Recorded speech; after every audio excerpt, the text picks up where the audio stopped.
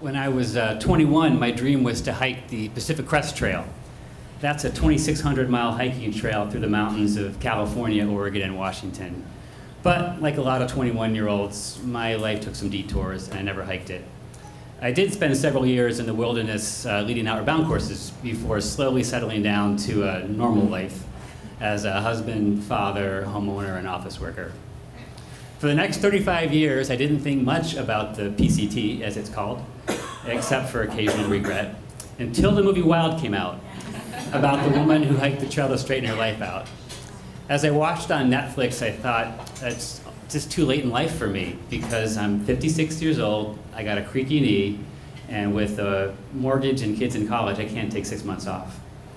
But then Netflix suggested something else to watch, a documentary about the John Muir Trail. I'd never heard of it.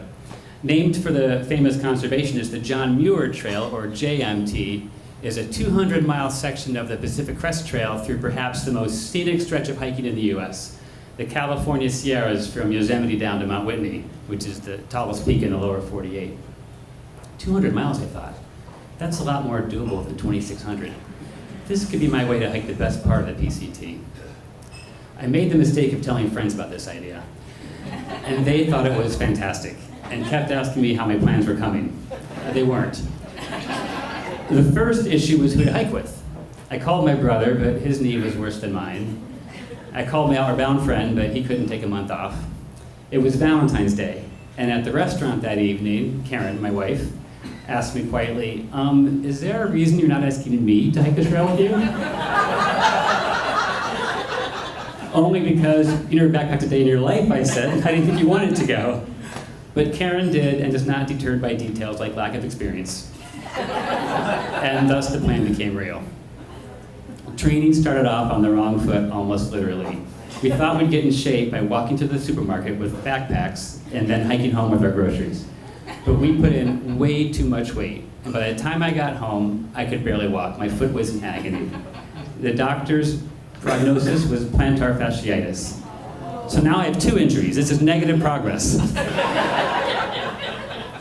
I saw a podiatrist, a physical therapist, and a chiropractor, and they helped some, but not enough. The real benefit was learning that though my foot and knee hurt, they weren't being damaged further by walking, as long as I kept stretching all the muscles around them. So I figured I'd just keep training and stretching and hope for the best.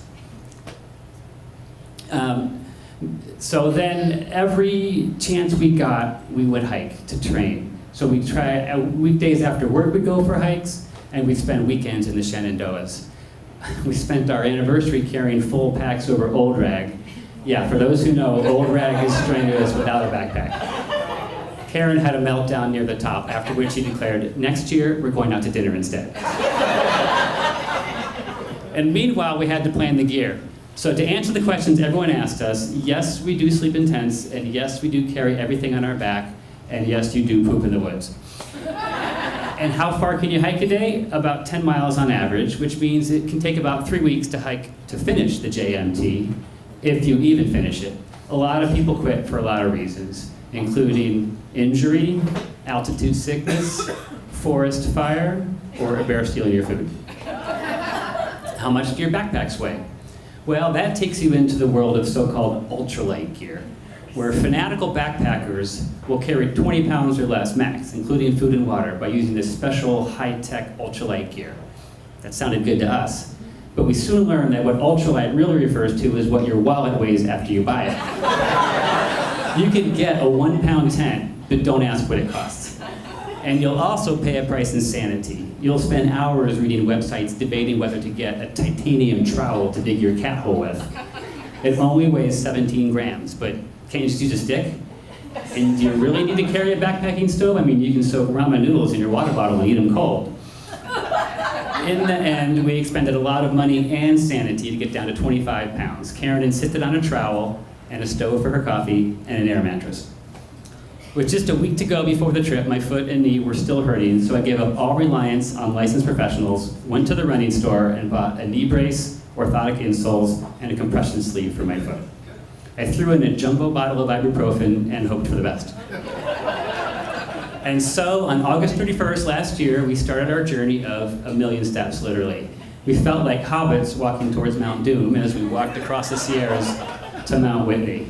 It was incredibly demanding. Most days we hiked from dawn to dusk. An average day would find us waking up at 10,000 feet and climbing over a 12,000-foot pass. But luckily, my running store remedy seemed to be working. Even though my foot and knee ached, the pain wasn't that bad. It was probably all the ibuprofen. And as the days passed, all thoughts of the outside world fell away, because we weren't sure if we'd make it to the end of the trail or even to the next day, so we just simply enjoyed the day we were in. And the scenery made it easy to enjoy. That scenery was spectacular. This is where Ansel Adams worked. So imagine his photographs all around you, but in full color and IMAX size. And a nice surprise was how social the trail was. We met dozens of backpackers a day, each with their own story. We assembled a trail family of people we usually hiked and camped with. Sandra was a Brazilian who was making her second try at the trail after twisting her knee on the first. Taito was a Japanese college student who spoke very little English but had a huge smile. Sarah was a San Franciscan who'd been hiking the trail in sections every year and was back to finish it. And Dave, a 68-year-old Australian hiking the trail for the second time, we decided was the embodiment of John Muir himself. Not only did he look the part with his slender frame and his white beard, but he had this quiet, kind demeanor, and he rarely ate or drank. But, like the real John Muir, Dave never stopped. As we neared the end of the trail, the passes got near 14,000 feet. So Dave hiked us into the dusk every night to get us closer to the next morning's climb. We finally covered enough miles to enjoy a rare afternoon off by a sunny lake. We dumped our gear, grabbed our lunch, and walked down to the shore to swim. While we were enjoying the water, a coyote made off with Karen's air mattress, stealing its gutsy. I, of course, gave Karen my mattress, which meant I'd sleep on the cold, hard ground. But then Sarah recounted how John Muir had written enthusiastically about sleeping on a bed of pine needles, and so I channeled John Muir. On the 20th day, we finally made it to Whitney, which really did look like Mount Doom as we trudged up it during a hailstorm.